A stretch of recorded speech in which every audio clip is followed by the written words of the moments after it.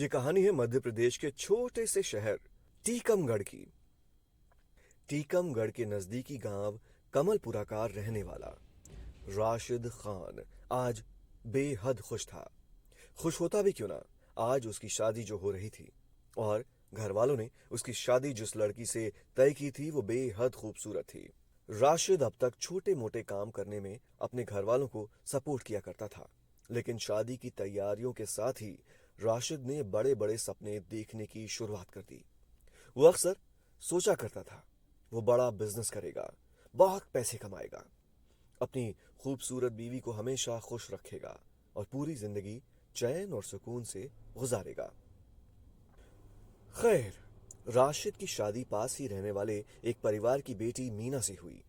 मीना बानो कुछ इतनी खूबसूरत थी कि जो भी नौजवान मीना को देखता उस पर मर मिटता। लेकिन अब मीना हमेशा हमेशा के लिए राशिद की हो चुकी थी। शादी के बाद राशिद और मीना की जिंदगी बहुत अच्छे से गुजर रही थी। करीब 2 सालों तक दोनों को दीन दुनिया की कोई खबर नहीं थी। दोनों एक दूसरे में ही खोए रहते। लेकिन धीरे धीरे दुनियादारी के झमेले अब राशिद और मीना की जिंदगी पर भी हावी होने लगे। और बस कुछ इन्हीं हालात के बीच एक बार राशिद को मीना के साथ अपने ससुराल जाना हुआ। वो पूरे 2 साल बाद अपने ससुराल पहुंचा था। दामाद की अगवानी में ससुराल वालों ने कोई कोर कसर बाकी नहीं छोड़ी। राशिद को पूरा मान सम्मान मिला, लेकिन इन्हीं मान सम्मान के बीच सबकी नजरों से बचकर राशिद की नजरें अब किसी और से टकराने लगी थी। और वो कोई और नहीं बल्कि खुद मीना की सगी छोटी बहन यानी राशिद की साली थी। वैसे तो जीजा साली का रिश्ता प्यार मोहब्बत और हंसी ठिठोली वाला होता है, लेकिन यहां ये दोनों जीजा साली कुछ और ही गोल खिला रहे थे।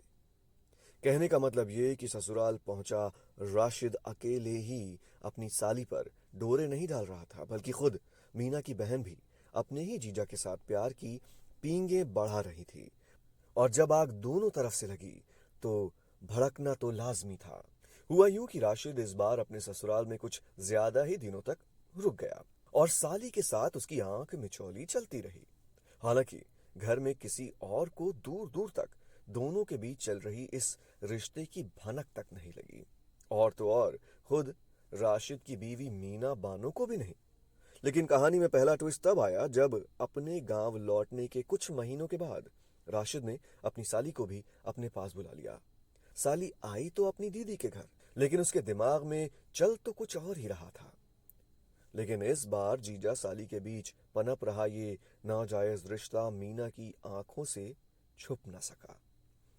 एक पल के लिए तो उसे यकीन ही नहीं हुआ कि उसकी जो लाडली छोटी बहन है वही उससे उसका सुहाग छीनने में लगी है। खुद उसे राशिद की बेवफाई पर बड़ी हैरानी हुई। सच पूछिए तो मीना अंदर से बिल्कुल टूट चुकी थी और अब उसके पास दो ही रास्ते थे, या तो हालात के आगे हार कर चुपचाप सब कुछ देखते रहना, या फिर घर में चल रही इस अंधेर गर्दी के खिलाफ जोरदार तरीके से आवाज उठाना और राशिद और अपनी छोटी बहन को उनके किए का सबक सिखाना। मीना ने दूसरा रास्ता चुना। उसने ना सिर्फ अपनी बहन को अपने घर से बाहर निकाल दिया, बल्कि राशिद को बहुत खरी खोटी सुनाई। पलक झपकते ही मीना की खुशियों में आग लग चुकी थी। जो राशिद कल तक उसे अपने सपनों का राजकुमार लगता था, वही अब उसे अपने सबसे बड़ा दुश्मन लगने लगा था। उधर साली के प्यार में पागल राशिद का हाल भी कुछ ऐसा ही था। कल तक मीना की खूबसूरती में खोए रहने वाले राशिद के दिलो दिमाग पर अपनी साली के प्यार का खुमार कुछ ऐसा छाया था कि उसे अब मीना की हर बात बुरी लगने लगी। और तो और मीना एक रोज अपने घर की ये शिकायत लेकर सीधे पुलिस थाने जा पहुंची। लेकिन पुलिस भी क्या करती, जो पुलिस कत्ल जैसे संगीन मामले को सुलझाने में भी कई बार नाकारा साबित होती है, वो जीजा साली के लफड़े में कहां अपनी टांग फंसाती। तो खैर, पुलिस ने मीना को तो यूं ही चलता कर दिया और अब मीना और राशिद के बीच झगड़े रोज की बात बन गए। इस कहानी में तब एक बड़ा ट्विस्ट आया जब एक रोज मीना की लाश गांव के कुएं से बरामद हुई। वो दिन था 7 अगस्त 2022 का। मीना अपने घर से गायब हो चुकी थी।